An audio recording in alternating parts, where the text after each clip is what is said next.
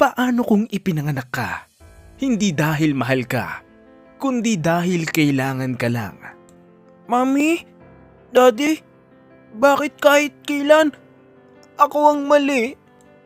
Tumahimik ka, Jacob. Tingnan mo ang kuya mo. May sakit siya. Kasalanan ko bang pinanganak ako? Para lang iligtas siya? Wala kang karapatang magreklamo.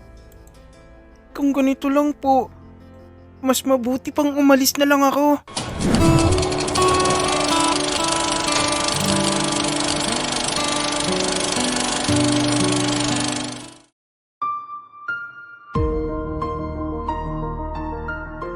Paano kung ipinanganak ka? Hindi dahil mahal ka, kundi dahil may kailangan sila sa'yo. Kaya mo bang patawarin ang mga magulang mo? Paki-comment naman sa ibaba ang inyong mga sagot. Excited akong mabasa ito. At kung na-excite ka sa story ni Jacob, halina't sabay-sabay natin pakinggan ang kwento niya. Sa isang tahimik na bahay, may dalawang magkapatid na matagal nang may hindi pagkakaunawaan. Si Jacob, ang bunso, ay sanay na isang tabi. Samantalang si Samuel, na panganay ay laging napapaboran. Buong buhay ni Jacob hindi niya maramdamang mahal siya ng mga magulang niya dahil minamaltrato siya ng mga ito, lalo na pag nag-aaway sila ni Samuel. Siya lagi ang may kasalanan. Parang pinanganak lang siya sa mundo para iligtas ang buhay ng kapatid niya na may bone marrow cancer. Yun lang naman ang rason kung bakit siya pinanganak ng kanyang ina at alam niya yun at tinanggap ng buong puso. Isang araw, pagka-uwi niya lang galing sa palengke, ay agad siyang nagtungo sa kwarto para magpahinga dahil napagod siya sa buong paglalakad habang namimili ng mga gulay, isda at karne. Pati na din ang iba pang mga rekados na gagamitin nila sa pagluluto ng ulam sa isang buong linggo. Hindi naman niya inaasahan ng madadatnan niya. Ang kuya niyang si Samuel ay sinusuot ang sapatos at paborito niyang damit. Kuya, bakit mo suot yan? Wala, gusto ko lang at wala ka na doon. Ubarin mo yan. Alam mong paborito ko yan, agawin mo. Suot ko na eh. Sa akin na to ngayon. Kuya, ayokong makipag-away pa sa'yo. Kaya pakiusap, ubarin mo yung damit at sapatos ko. Kuya, ubarin mo yan. Kung hindi. Kung hindi, anong gagawin mo ha? Gusto mo bang isumbong kita kina mami at daddy? Bakit nasama na naman si daddy at mami dito ha? Ang issue dito ay ang damit at sapatos ko. Ubarin mo yan para wala tayong maging problema. Ikaw ang dapat tumigil para wala kang magiging problema. Alam mo namang ako ang kakampihan nila, kaya sigurado akong pag hindi ka tumigil, mapapagalitan ka na naman nila. Hindi porket paborito ka, pwede mo nang kunin ang lahat. O ano, lalaban ka? Hindi nakapagpigil si Jacob at sinugod niya ito ng suntok. Mas malaki si Jacob at payat si Samuel. Kaya pabor sa kanya at napahandusay naman si Samuel sa sahig. Dumugo ang gilid ng labi nito at napahawak ito sa kanyang pisngi sa lakas ng suntok ni Jacob. Nadatna naman sila ng kanilang mga magulang at nagulat ito pareho nang makita si Samuel na nakahandusay sa sahig at dumudugo ang bibig. Samuel anak! Jacob! Anong ginagawa mo? Walang iya ka! Anong ginawa mo sa kapatid mo? Sinugod siya ng kanyang ama ng suntok at napahandusay naman si Jacob sa sahig, pero wala man lang lumapit sa kanya at kita niya kung paano mag-alala ang kanyang mga magulang sa kuya niya. Kaya mas lalong namuo ang galit at hinanakit niya. Napakalaki mong bata, pero wala kang disiplina! Nakakahiya ang asal mo! Daddy, siya ang... Tumahimik ka! Lagi ka nalang ganyan! Ayos ka lang ba anak? Kahit kailan naman, hindi niyo ako pinapakinggan. At sumasagot ka pa talaga ha? Tama na yun Renato. Dalhin na natin si Samuel sa labas para magamot ko ang sugat niya. At ikaw Jacob, wala kang hapunan mamaya. At huwag kang mag-e-expect na may almusal ka din bukas. Yan ang parusa mo para magtanda ka. Ano? Mami, hindi naman po tama yun. Tama lang yun para magtanda ka. Lumalaki na masyado ang ulo mo. Akala mo kung sino ka? Bakit po? Kasalanan ko po bang protektahan ang gamit ko? May karapatan po ako na huwag ipagamit ang gamit ko sa iba. Ipagamit sa iba? Kapatid mo ako eh. Hindi ako ibang tao at hinihiram ko lang naman. Isasauli ko rin. Ang sabi mo sa'yo na. Wala kang sinabi na hihiramin mo lang. Sinungaling ka talaga, kuya. Hindi totoo yan, mami. Daddy, please believe me. Sa'yo kami naniniwala, anak. Huwag kang mag-alala. Di ba, sweetheart? Siyempre naman, kahit kailan, hindi namin kakampihan niyang kapatid mo dahil kung may sinungalin man dito, siya yun. Hindi mo man lang naisip, Jacob, na sobrang laki ng katawan mo at sakitin itong kapatid mo. Napakamakasarili mo talaga. Hindi na nagsalita pa si Jacob dahil alam naman niyang kahit ano pang sabihin niya, mali pa rin siya sa paningin ng mga magulang niya. Nasanay na siya sa ganito at minsan napapagod din siya na para bang gusto na lang niya maglayas na lang para maging masaya na ang mga magulang niya, lalo na ang kuya niya.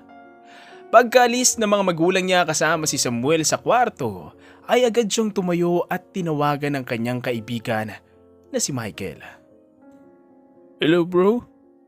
Busy ka ba ngayon? Hindi naman. Ba't ganyan ang boses mo? May problema ba? As usual bro. Galit na naman sina mami at daddy sa akin dahil kay Kuya Samuel. Paano ba naman kasi inaangkin ni kuya yung damit at sapatos ko na pareho ko pang paborito? Kaya hindi ko napigilan ang sarili ko. Asuntok ko siya. Obo, magandang balita yun. Lumalaban ka na para sa sarili mo. Deserve niya yun bro. Pero siya pa rin ang kinampihan ni na mami at daddy. Sinuntok din ako ni daddy. At mas masakit pa ang sinabi nila sa akin kaysa susuntok na yun. Grabe naman ang favoritism nila bro. Halatang halata na kuya mo lang ang mahal nila. Porkit nagkasakit lang noong bata pa. Overprotective na sila. Ano bang laban ko? Kaya lang naman ako pinanganak ni mami para madugtungan ang buhay niya. Para makapag-donate ng bone marrow. Ang sakit-sakit bro. Na pinanganak ka lang dahil kailangan ka pero hindi ka mahal. Magpakatutog ko lang lagi bro. Alam kong mahirap pero kailangan mong kayanin. Hindi ko na kaya bro. Aalis na ako dito. Hindi naman nila ako mahal eh.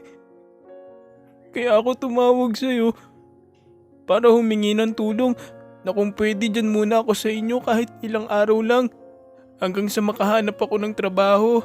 Kung okay lang.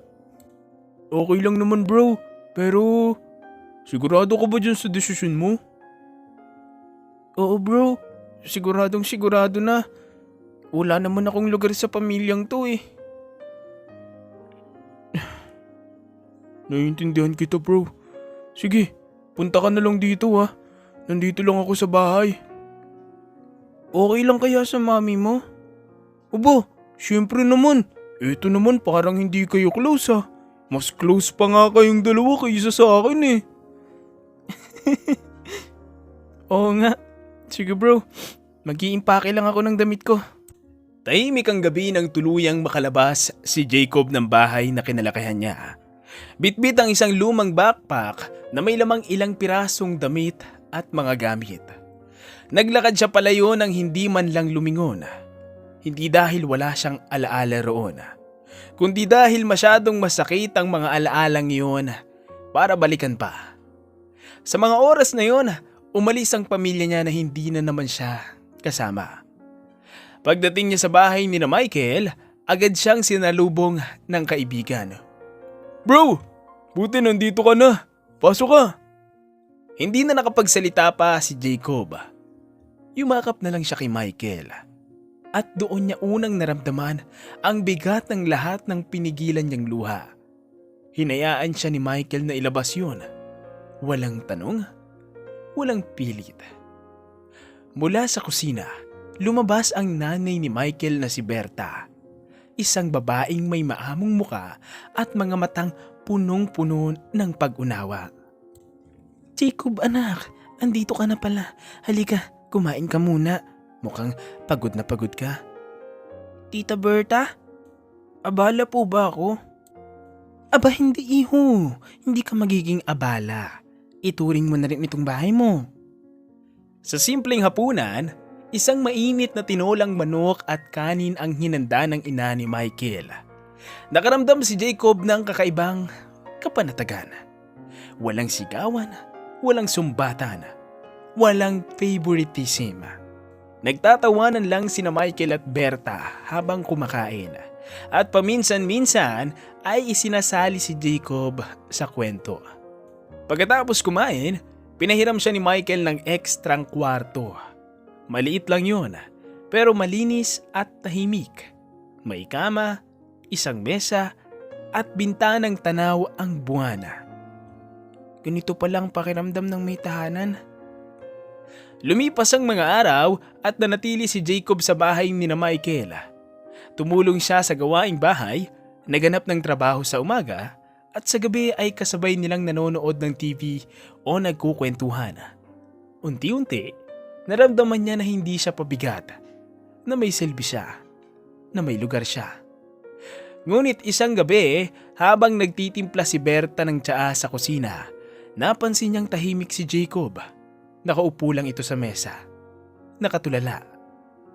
Jacob, may iniisip ka ba?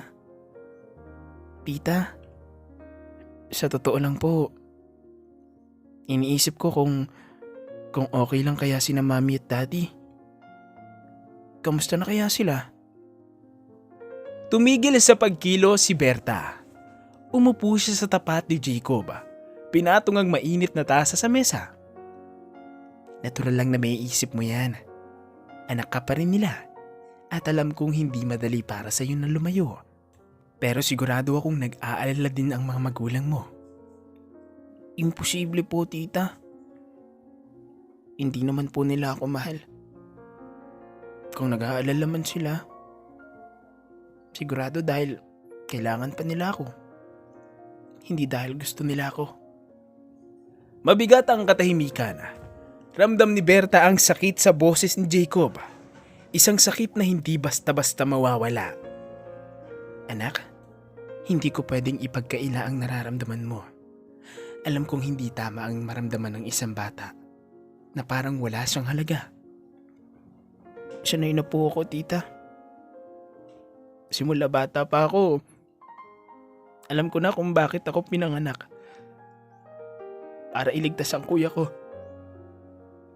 Hanggang doon lang po ang silbi ko. Jacob, ang isang bata ay hindi ipinapanganak para lang sa isang dahilan. Karapat dapat kang mahalin. Dahil ikaw ay ikaw. Biglang nangilid ang luha ni Jacob. Hindi niya inaasahan na may isang taong magsasabi noon sa kanya ng direkta at walang kondisyon. Hayaan mo na lang muna. Mas mahalaga ngayon na maghilom ka. Hindi kasalanan ng piliin ng sarili mo. Lalo na kung paulit-ulit kang nasasaktan. Pero tita, paano kung mali po ako? Paano kung ang sama ko po palang anak? Hindi ka masamang anak, iho. Huwag mong isipin yan. Nasaktan ka lang kaya ka lumayo. Pero alam ko naman na mahal mo ang mga magulang mo. Bro, magiging okay din ang lahat. Basta dito, may pamilya kang tatanggap sa'yo kahit hindi ka kailangan, kundi dahil gusto ka namin. Tumayo si Berta at marahang niyakap si Jacob. Isang yakap na hindi niya naranasan mula sa sarili niyang ina. Walang pikat, walang pagdududa, puro pag-aaruga. Sa gabing yun, sa unang pagkakataon, nakatulog si Jacob ng mahimbing. Walang bangungot, walang takot. Tanging isang tahimik na panaginip na may isang tahanan siyang hindi kailangang ipaglaban. At habang patuloy na naghahanap ng trabaho si Jacob at unti-unting binubuo ang sarili, hindi niya namamalayan na sa simpleng bahay ni na Michael at Berta, natagpuan niya ang pamilyang matagal na niyang ipinagdarasala. Isang pamilyang hindi niya kailangang patunayan ang halaga niya. Sa kabilang banda, habang nasa trabaho si Renato, pilit niyang ibinabaon ang sarili sa mga papeles at numero. Paulit-ulit niyang tinitignan ang orasan sa dingding. Tila ba bumabagal ang oras sa bawat segundo. Hindi niya maipaliwanag kung bakit bigla na lang sumisiksik sa isip niya ang mukha ni Jacob, ang mga matang puno ng galit at lungkot noong gabing yun. Ang tigas talaga ng ulo ng batang yun. Siya ang nagsimula. Siya ang may kasalanan. Iyon ang paulit-ulit niyang sinasabi sa sarili. Alam niyang naglaya si Jacob dahil sa ginawa niya. Sa suntok. Sa mga salitang binitawan niya na parang kutsilyong tumutusok sa dibdib ng sariling anak. Pero imbis na pagsisihan agad, mas pinili niyang ipagtanggol ang sarili. Deserve niya yun. Hindi niya pwedeng saktan si Samuel. Mas mahalaga si Samuel. Mas mahal namin siya. Ngunit sa kabila ng mga katwirang yun, may kung anong mabigat sa dibdib ni Renato. Isang pakiramdam na hindi niya matakasan sa tuwing naiisip niya ang salitang kailangan. Biglang bumabalik sa alaala ang mga lumang usapan nila ni Alice. Ang mga gabing puno ng takot noong may sakit si Samuel. Ang desisyong magkaanak muli, hindi dahil sa pagmamahala, kundi dahil sa pag-asa na mailigtas ang panganay. Tumigil ka na, Renato. Tama ang ginawa mo. Saad ni Renato sa sarili niya. Ngunit kahit anong pilit niyang isiksik sa isip na tama siya, hindi pa rin mapawi ang konsensya.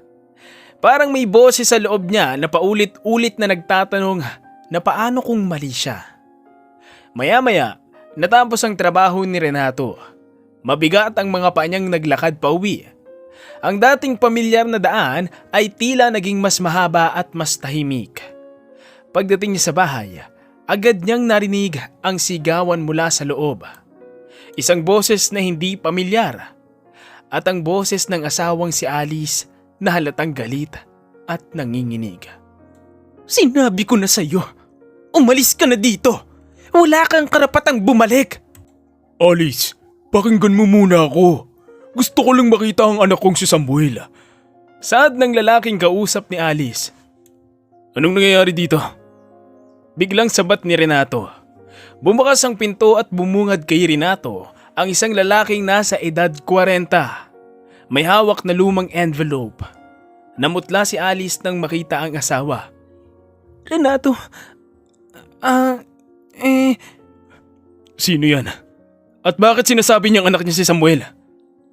Sandaling katahimikan ang bumalot sa sala. Hindi makatingin si Alice kay Renato. Nanginginig ang mga kamay niya. Ako ang tunay na ama ni Samuel. Sambit ng lalaki. Parang gumuho ang mundo ni Renato sa narinig. Nanikip ang dibdib niya at biglang uminit ang ulo. Ano? Anong sinasabi mo? Renato, patawad. Hindi ko na kayang itago pa. Umupo si Alice sa sofa. Tila nawalan ng lakas. Ikinuwento niya ang lahat. Ang nakaraan niyang relasyon. Ang pagbubuntis kay Samuel. At kung paano pinili niyang manahimik at ipasa ang bata kay Renato bilang sariling anak. Anak niya si Samuel. Anak namin. Pero ikaw na ang kinikilalang ama ni Samuel ngayon. Kaya pala kahit kailan, kahit anong gawin ni Jacob, lagi siyang mali sa'yo. Kaya pala mas mahalaga sa'yo si Samuel. Nanginginig sa galit si Renato. Pakiramdam niya ay niloko siya bilang asawa at bilang ama. Niloko mo ko, Alice. Buong akala ko pamilya tayo. At si Jacob, ano siya sa'yo? Anak ko rin siya. Pero ano? Ginamit natin siya, hindi ba? Para iligtas ang anak mo sa ibang lalaki. Napayuko si Alice. Tuluyang napaiyak. Walang maisagot. Lumayas ka. Isama mo ang anak mo. Wala na kayong lugar dito. Renato, please. Umalis na kayo! Tahimik na lumabas ang lalaki at nakatayo si Alice sa harapan niya na nagmamakaawa. Diyos ko, anong nagawa ko? Sa unang pagkakataon, malinaw sa isip ni Renato ang lahat. Ang paboritismo, ang pananakit, ang pagbaliwala kay Jacob. Hindi dahil masama ang anak niya, kundi dahil bulag siya sa sariling galit at takot. Jacob. Agad niyang kinuha ang cellphone at tinawagan ang numero ng anak. Ngunit hindi ito sumasagot. Tinawagan niya ulit at ulit hanggang sa tuluyang mapunta sa voicemail. Anak, patawad. Kung nasan ka man, umuwi ka na. Si daddy to. Ang daddy na ang may mali. Pinuntahan niya ang lahat na alam niyang madalas puntahan ng anak. Ang basketball court, ang maliit na tindahan sa kanto, pati ang bahay ng ilang kakilala. Hanggang sa may nagsabi sa kanya ng isang pangalan. Baka po kay Michael. Madalas po silang magkasama. Si Michael po ang matalik niyang kaibigan. Ganun ba? Sige, pwede ko ba mahingi ang address? Block 5, Lot 6 po. Doon po kayo sa kanang daan po. Makikita niyo na po ang subdivision. Sige iya, salamat. Hindi nagdalawang isip si Renato na puntahan ang bahay ni Michael nang malamang posibleng naroon si Jacob. Pagkarating niya, agad siyang nag-doorbell at pagkabukas ng gate, nakita niya ang isang may edad na babaeng may maamong mukha. Sino po kayo? Magandang gabi po. Ako po ang ama ni Jacob. Ikaw pala ang daddy niya. Sandali lang po. Tinawag ni Berta si Jacob. Lumabas ito at nang magtama ang kanilang mga mata, parehong natigilan ang mag-ama. Daddy? Anak, patawad. Patawad sa lahat. Umuwi ka na sa atin. Miss na kita. Hindi agad nakagalaw si Jacob. Lahat ng sakit, galit at tanong ay sabay-sabay bumalik. Ngunit sa harap niya, hindi ang ama na nananakit ang nakita niya, kundi isang lalaking wasak at humihingi ng tawad.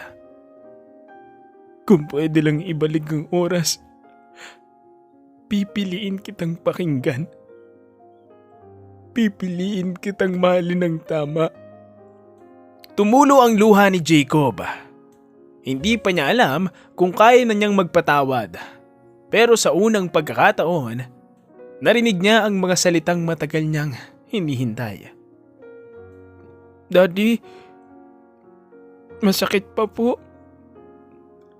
Hindi ko pa po alam. Naiintindihan ko, anak. Hihintayin kita. Basta alam mo, mahal na mahal kita. Hindi dahil kailangan kita, kundi dahil anak kita. Sa mga salitang yun, may kung anong nabasag sa dibdib ni Jacob. Matagal niyang hinintay marinig yun. Hindi bilang kapalit ng sakripisyo, hindi bilang obligasyon, kundi bilang anak. Daddy, hindi ko po alam kung kaya ko nang bumalik agad. Pero, salamat po sa pagpunta nyo. Naiintindihan ko, anak. Kahit anong desisyon mo, igagalang ko. Pero kung pwede lang, samahan mo muna ako. Kailangan kita. Napatigil si Jacob. Sa unang pagkakataon, hindi utos ang narinig niya, kundi pagsusumamo. Lumingon siya kina Michael at Berta. Anak, desisyon mo yan. Kung saan ka magiging payapa, doon ka. Ano man ang piliin mo, bro? Nandito lang kami. Huminga ng malalim si Jacob at tumango. Sige po, Daddy. Sasama po ako. Pero hindi po ibig sabihin nun ay okay na ang lahat. Oo, anak. Maraming kailangang ayusin. Babawi ako sa'yo. Pangako yan. Tuluyan na ngang sumama si Jacob sa bahay nila at pagkarating nila ay sobrang napakatahimik ng bahay. Kaya nagtaka si Jacob at tinanong ang kanyang ama. Daddy, nasan po si Mami at si Kuya? Anak, may kailangan akong aminin sa'yo. Ano po yun, Dad? Si Samuel, hindi ko siya tunay na anak. Anak siya ng ibang lalaki ng mami mo. Ikaw lang nag-iisa at tunay kong anak. Parang tinamaan ng kidlat si Jacob. Lahat ng alaala, pananakit, pagkukumpara, pagkukulang, ay bigla na lamang naging ganito ang paningin ng kanyang ama. At maririnig pa niya na hindi tunay na anak si Samuel. Bakit niyo po nasabi yan? Di ba, magkapatid po kami ni Kuya Sam? Galing mismo sa bibig ng mami mo na anak niya si Samuel sa ibang lalaki. Niloko niya ako at naging bulag ako sa halaga mo dahil sa kanya. Bigla namang bumukas ang pinto. Pumasok si Alice. Namumugto ang mga mata. Sa likod niya si Samuel, tahimik at nakayuko. Lumapit si Alice kay Jacob at biglang lumuhod. Jacob, patawad anak. Nagkamali ako. Sweetheart, nagmamakaawa ako sa'yo. Huwag mo kaming paalisin. Wala na kaming ibang mapupuntahan. At ayoko na kay Ronald. Ikaw ang mahal ko. Napatingin naman si Jacob kay Samuel na halatang nahihiya. Jacob, alam ko ang totoo. Alam kong hindi tayo tunay na magkapatid. At sinamantala ko yun. Naiinggit ako sa iyo na ikaw ang tunay nilang anak. Patawarin mo sa anak ko, bro. Matagal na kitang pinatawad, kuya. Hindi ko kayang magtanim ng sama ng loob o galit sa inyo. Napahagulgol si Samuel. Yumakap siya kay Jacob ng mahigpit. Sa gabing yun, muling nabuo ang pamilya. Hindi dahil perpekto na sila, kundi dahil pinili nilang magbago. Mas naramdaman na ni Jacob ang pagmamahal ng ama. Daddy, may hihilingin po ako. Ano yun, anak? Maging pantay po sana tayo. Huwag niyong sasaktan si Samuel sa salita man o sa gawa. Naranasan ko na po kasi yun. At ayokong maranasan niya rin. Ipinapangako ko, anak. Magiging ama ako na karapat dapat sa iyo at sa inyong dalawa. Kahit masakit para sa akin na hindi ko anak si Samuel. Sa sandaling yun, humanga ang mag-asawa sa kabutihan ng kanilang anak. Isang batang ipinanganak sa isang dahilan at lumaking may pusong marunong magmahal at magpatawad. At doon nagsimula ang tunay na pamilya. Hindi perpekto, pero totoo. Walang lamang, walang kulang. Hanggang dito na lamang ang magandang istoryang ito. Salamat sa pakikinig.